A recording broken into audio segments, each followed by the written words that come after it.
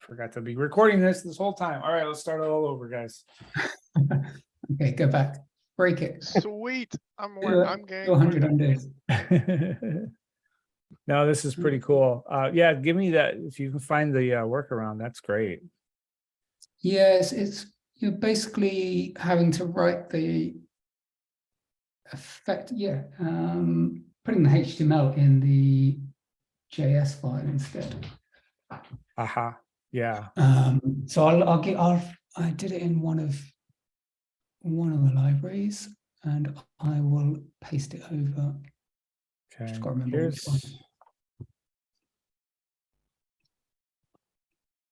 But yeah, parcel does not like any X templates. Okay, good to know. Wow, there's a lot of possible features with this, so that's pretty dang cool. Let's see if they have. What do they have? They have content field, header field, tags field, grabber fields, and footer field. Footer CSS field. So there's a grabber field over there. That's over there. So the color, if the data has a color in it, it looks like the grabber field is going to be that color. Interesting. So now I just need to know what are all the card settings. Here we go. Here's a template. This is similar to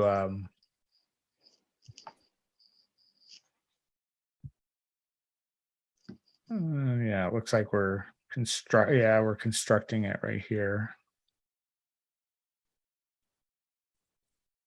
Yeah, that's effectively what we need to do.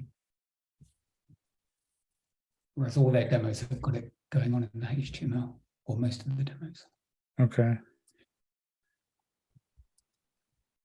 All right, interesting. Cool. All right, well, we'll oh yeah, I just I posted in the chat an example of just how I got around the template just for a simple button. But yeah, it's just wrapping the HTML elements. Oh, where did you? And then where you had hashtag template, that's just the name that I've called the caption template in this example. All right, cool. Well, I will. So template is a template. So you could construct your own template right here. Is that what you're saying? So if you comment. So if you take out we'll just call that card template. Oh, I see. Okay, so let's do that. Call that card template that you did, just to keep it simple, and then have a const card template equals, and then you can put some. Interesting that you're using. Okay, so we got that. Oh, okay, I see. You're using. So let's do that. Let's do. I got it. This is not too bad. Let's do H1. This would be like yeah, you have to title. Okay, so let's do that. Title. H1 title.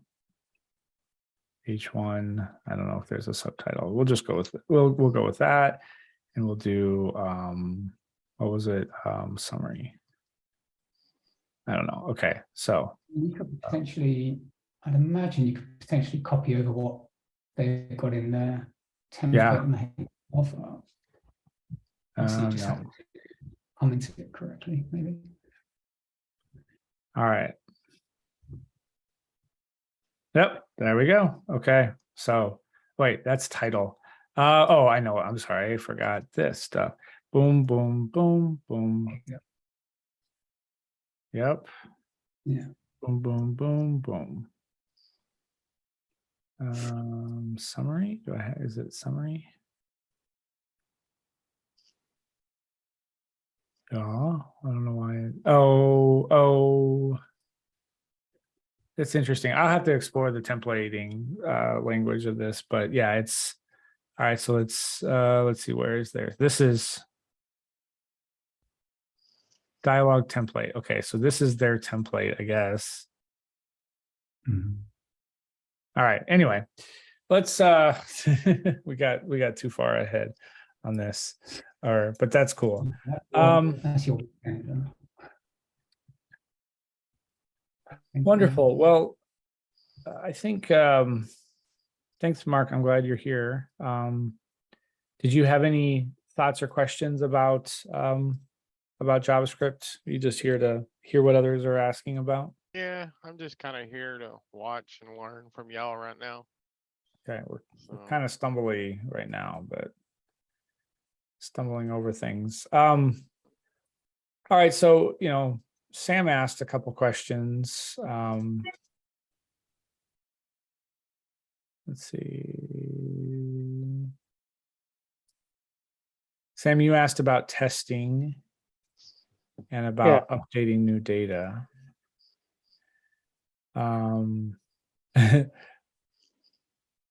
Mark, did you write that you have many questions about JavaScript and FileMaker? Was that your response? Pretty much. That's fine. I'm That's learning cool. I'm actually learning, vanilla JavaScript right now.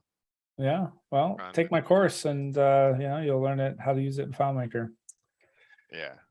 Actually, I am setting up a course that's done via video here. So at some point I will have some training course videos here that will walk you through what I'm doing live with people. So anyway. Okay. So Sam, you asked about testing and about updating new data. What have you been doing with testing? First of all, you said you were studying that on Wednesday when we met last Wednesday. What are you doing with JavaScript testing?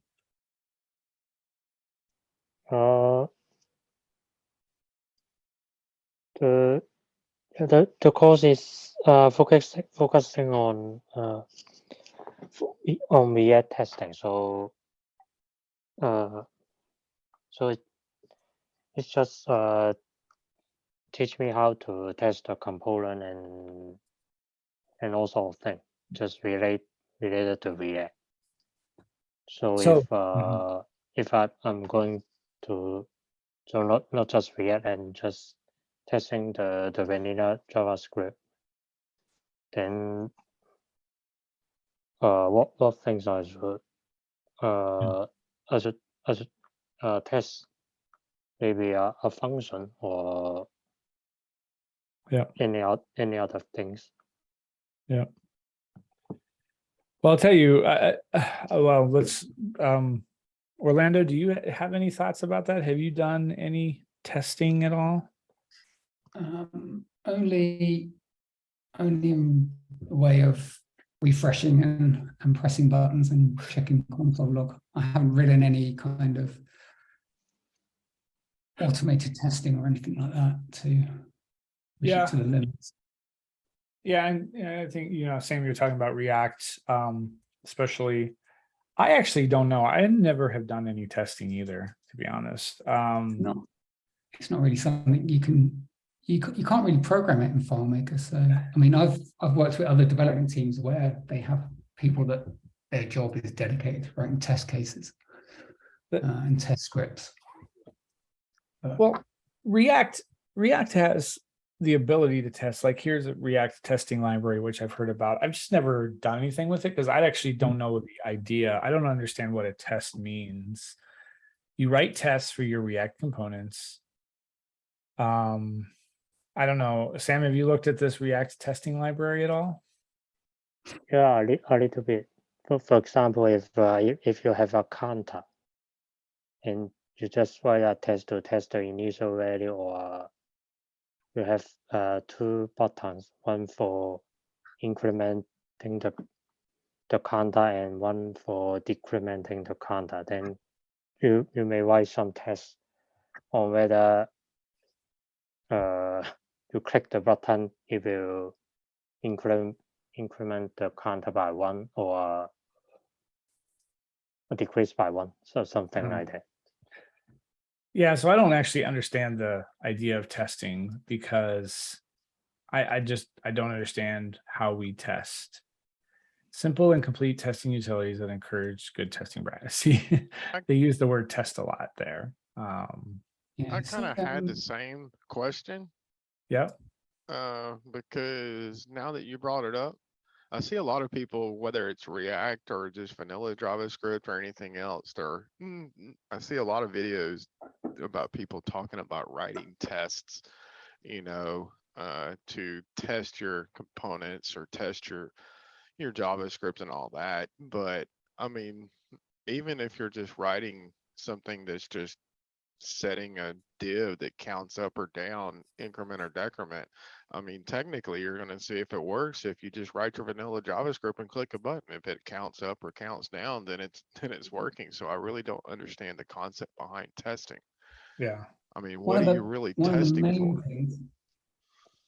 Yeah, one of the main things behind it is having a series of test cases that you can run, even on old functions, because as you know, as you're developing, you might impact something that you don't realize. So these test cases would then go over, your 100 scenarios that you've put together over the years that you've been building it, and then just say, oh yeah, this one suddenly stopped working, and then you can kind of react to something you may not have realized you've impacted.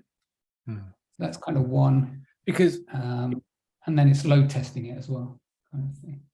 Because a test is supposed to, it doesn't actually go through your website. It just simulates using your website, and it reports out which tests passed and which failed. Yeah, you program it to perform a task, and you program the result, and it runs the task, and it says, yeah, that result is what we've got. So obviously,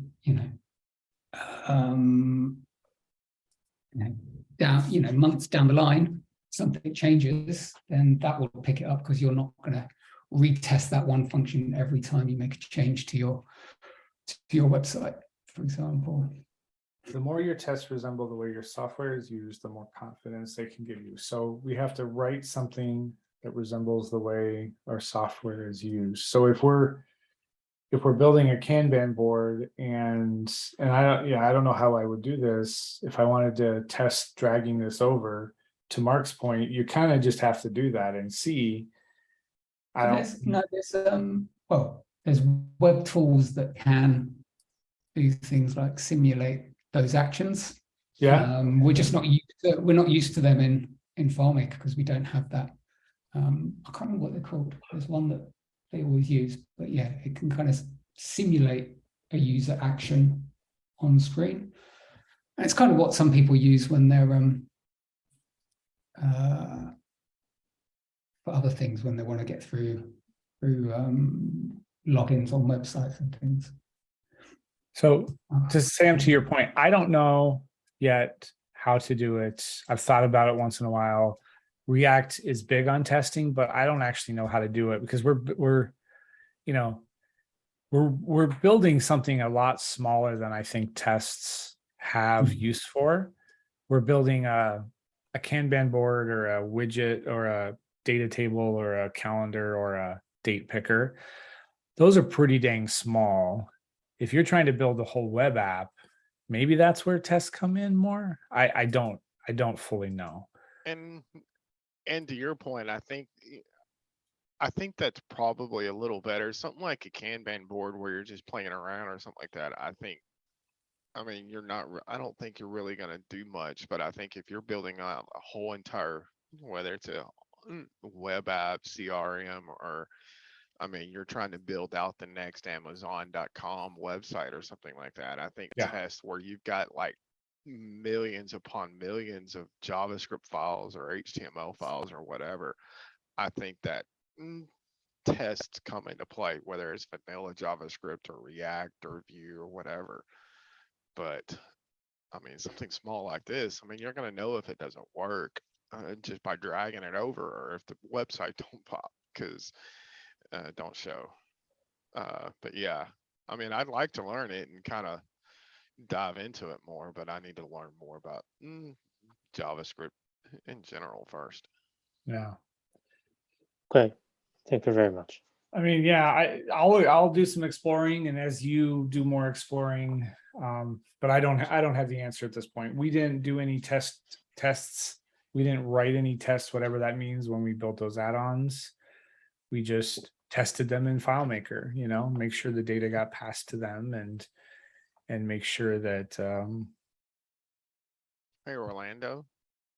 I suppose Do you the know how to do fact that- tests at all? Well, I don't, but I have worked in next to web teams where they have, they write test cases, they write the automation tools, and then they run the tests. And it was always a problem they couldn't do that on FileMaker because they had to test. They had, we're working for a big organization, and every time we did a release, they had to test every main function from start to finish, just because that's the way the organization did things. So they didn't like the fact that FileMaker didn't work with these tools to automate testing. I think with these JavaScript components we're building, because you're generally building a component for a task, so it's not like you're building one component to do everything. Yeah. But yeah, there's on the FileMaker side, you might write some tests to run a script, so you can just make sure it works. But yeah, it's just generally something we can't. It's not easy to do. But I'll dig through some of my old notes and find out what software they were using, because I do remember having some screenshots. So I'll send those over to you when I find them, Sam. They might be useful. let's come back and explore this. And as far as your updating data, let's table that and put that for office hours next Wednesday. I definitely have some thoughts about that, but I don't have anything to demonstrate at the time. So yeah, I mean, there are ways to update the data. I think we just we'll work through them. You're working with a React web app and you want to fetch new data once in a while, right, Sam? Is that what you said? Is that what you're interested in? Yeah. Yeah.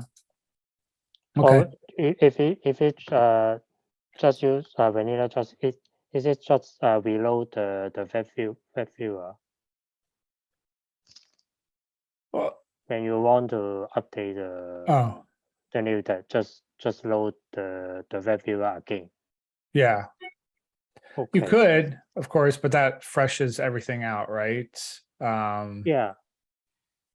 But yeah, let's take a look at that next week. That's a good topic to spend some time on.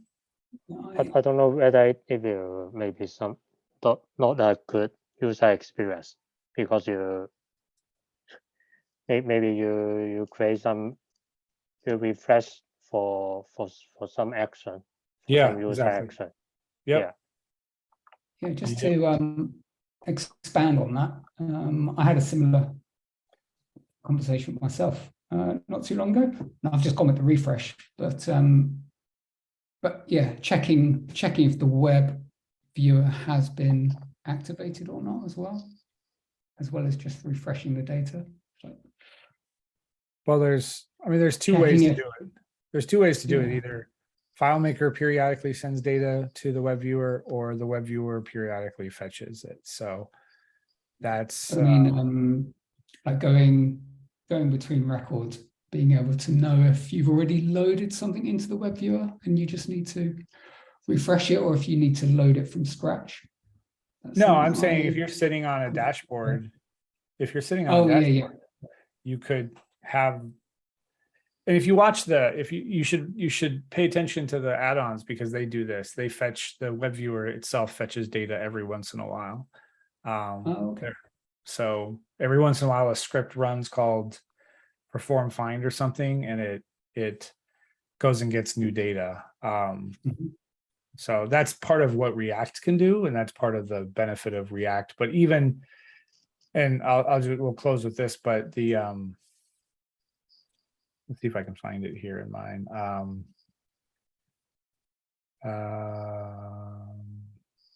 Let's see if this one would work. Yeah, so I have This is one thing we do in the training session. NPM starts.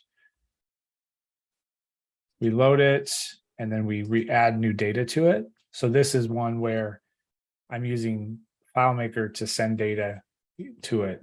And this could be on timer or something like that. So this is one way to do it. I'm tapping into the library's method of, in this case, called load, and it allows me to load in new data. So that's one thing without having to, do this over and over again with new data. So that's one way, and we can look at that. And then, of course, that's if a library allows for that, which most of them do. And then we can see how other methods, even without React, I could periodically fetch data from the web viewer. I could periodically fetch it and push it into here. So we can take a look at that next week. Yeah, that's good. Okay, thank you very much. All right, folks. Well, thanks for joining. I'm glad we got to stumble through that. Thanks, everyone. Yeah. Have a good day. I'll talk to you. I'll see you next Wednesday and Friday, probably forever and ever. Take care. Bye. Thank you. Bye bye.